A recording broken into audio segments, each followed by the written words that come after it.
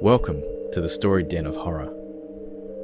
I got into making videos because real life horror stories are the most terrifying to me, hence the name of my channel. So tonight, I'll be reading real life stories from you, my audience.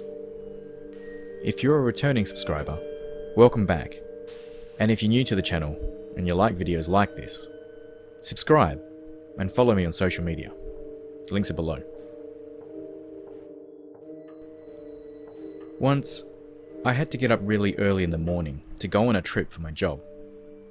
It was about 3:30 and I'd forgotten to go get gas for my car the night before. So I stopped at a gas station about a mile from my house because it was well lit and it was in a nicer area. Anyways, I was pumping gas and I got the weirdest feeling that I needed to move. So I moved behind my car and then away from it. That's when I noticed this huge guy hiding in front of my car. He was sneaking towards me when I got the urge to get away from my car. I was completely alone and I'm just a small girl. I almost always have mace or something with me, but this time I didn't. So I searched around in my bag and I found a knife. So I pulled it out and started screaming bloody murder at him. I just wanted him to get the hell away from me. Then he started moving closer and closer. He came around my car, inching closer towards me. He had this possessed look on his face. He wasn't getting away. I screamed even louder, and an attendant called out for the cops. I don't know what happened next, but it was over pretty soon. That was definitely one of the scariest moments of my life.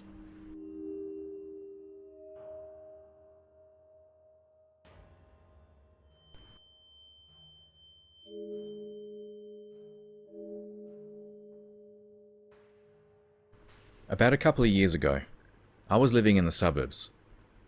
I would walk the 20 minutes to the cheap grocery store and walk back if I didn't have that much stuff. Otherwise I would call a cab. I was about 21 or 22 and pretty bony back then. Anyway, I noticed this man following me through the parking lot as I made my way across it to the store. He was huge and probably in his late 30s or early 40s. So he comes up to me and starts asking me questions like what my name is, what my plans are and the like. I brush him off and keep walking. Now he's tailing me. He follows me into the store. As I'm walking around, I notice him handling things in the produce section, but not really paying attention to them. I go to the cracker aisle, and he's doing the same thing. As I go towards the till to go pay, he leaves the store.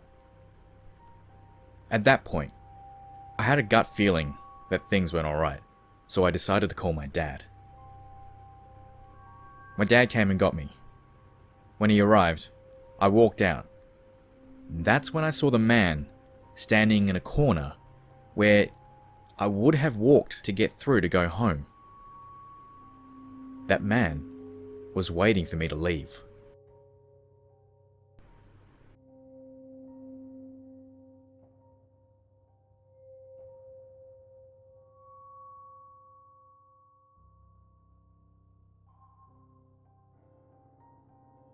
My 12-year-old was on a Christmas break from school and decided to sleep in my bed with me that night before to watch a movie.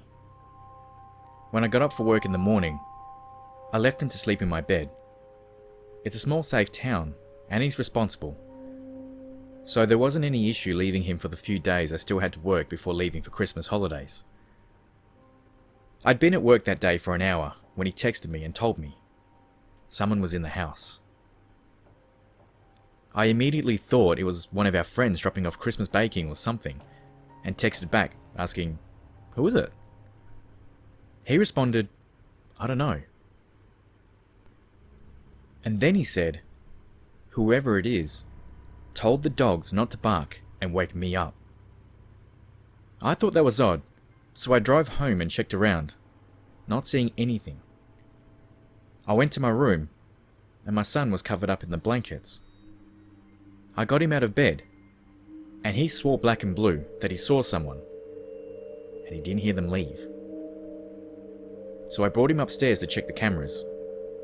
Once upstairs, waiting for the camera recordings to load, he went to the washroom. That's when I started to get a weird feeling. Something in my stomach or something inside me just gave me the chills. So I thought I'd better check the closet in my room. It's a big walk-in closet. As soon as I walked in the closet and turned on the light, that's where my stomach dropped. I saw a man hiding in the corner, and I lost it. I yelled at him and called the police on my cell phone. I waited with him while he rocked back and forth, sitting on the floor. I just didn't want this guy anywhere near my son. I wasn't sure what he was on, but he wasn't aggressive towards me. My son let the police in once they got there. They arrested him, and then once he was back at the detachment, he attacked a female cop and tried to get her gun to shoot her. Once it was all over with, everything sunk in, and it took a long time for me to get over that fear. I had to force myself to check the spot he was hiding in every time I went into my closet to tell my brain he wasn't there.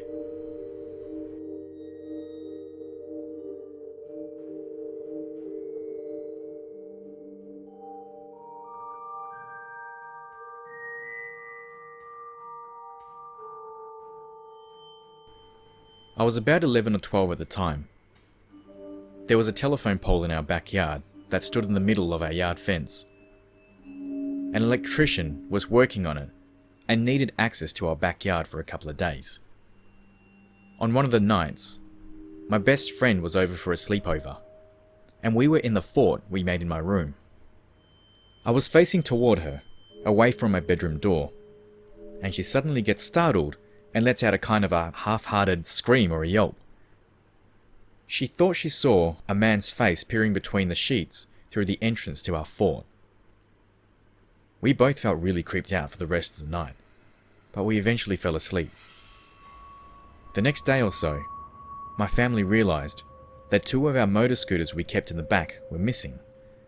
And sometime later, my dad recognized the electrician on Sacramento's Top 10 Wanted. I'm pretty sure that night was the night he stole the scooters, and he must have come inside the house and left or something when he realized we were awake.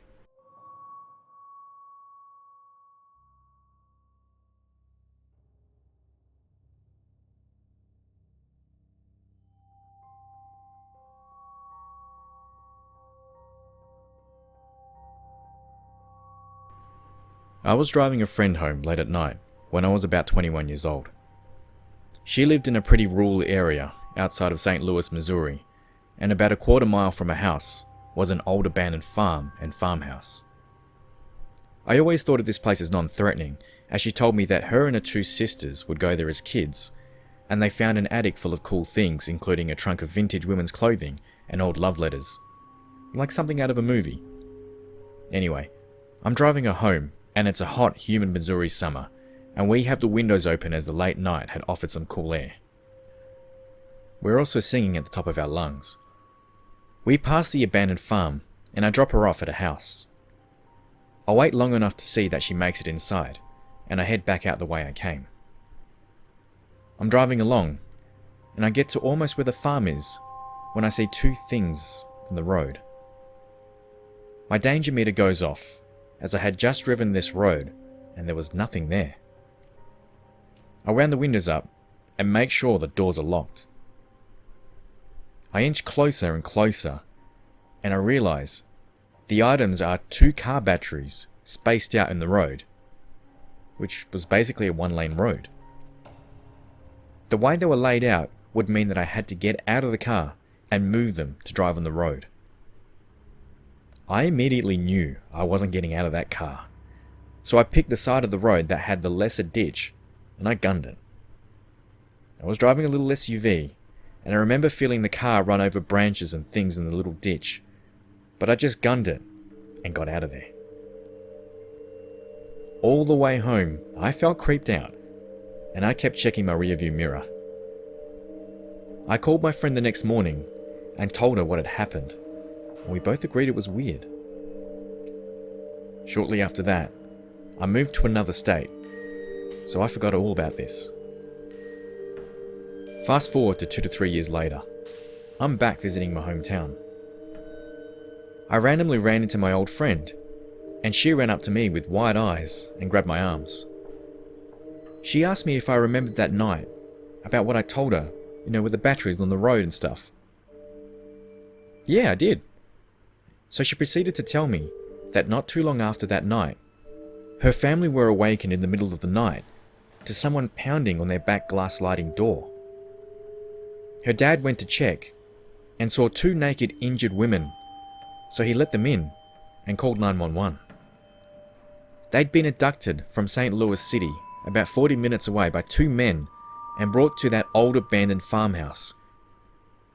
They were tortured by 2 men and raped. The women somehow managed to get free and ran to the only light they could see, the light over my friend's garage. They survived, but those men were never caught. There was evidence the men had been going there for a while, to that farmhouse. My friend was convinced that they put batteries in the road to try lure me out of my car. I'm just really glad my gut told me not to.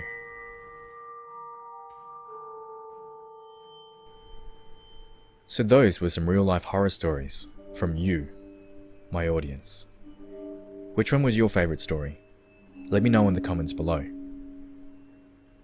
If you liked the video, please give it a thumbs up, as it would mean the world to me, and it means I can keep making content like this. If you haven't already, hit subscribe and follow me on social media. I'll see you guys on the next one.